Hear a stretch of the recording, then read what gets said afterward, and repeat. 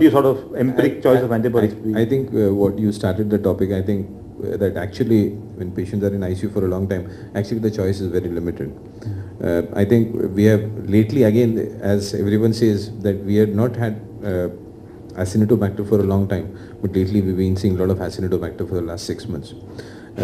Of course, cholesterol so far I have seen very few strains, must be, I can count on my number, Pseudomonas, which is resistant to cholesterol. We have seen that. No, so are you using cholesterol more and more upfront, or? No, cholesterol we have been using for the last 4 to 5 years now. Even when it was not available locally, we were using it because we have been seeing Pseudomonas resistant to practically everything, including carbapenems, for a long time. So I think probably cholesterol is the only drug which works. So you now have strains resistant even to cholesterol. And I can count on my numbers, 2, 3 probably I have seen reports. But what happened to them? Yeah, but then we used cholesterol and they did well. So the only thing is that, as he said, that there has been a little confusion as to the dosage of cholesterol. So we used cholesterol in a relatively large dose. We used 3 million units. Yeah, most of these had nosocomial pneumonia, so we used a combination of parenteral and inhaled cholesterol.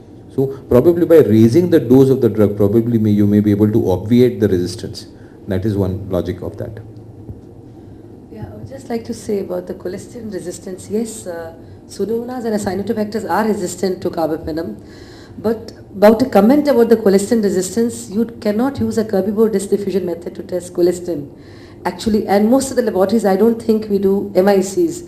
So whether to comment that we have cholesterol resistant strains is something, I mean, we really need to look into this. Because the normal methods are not applicable for doing. You're absolutely right, yes. You've got to do really a broth MIC, really.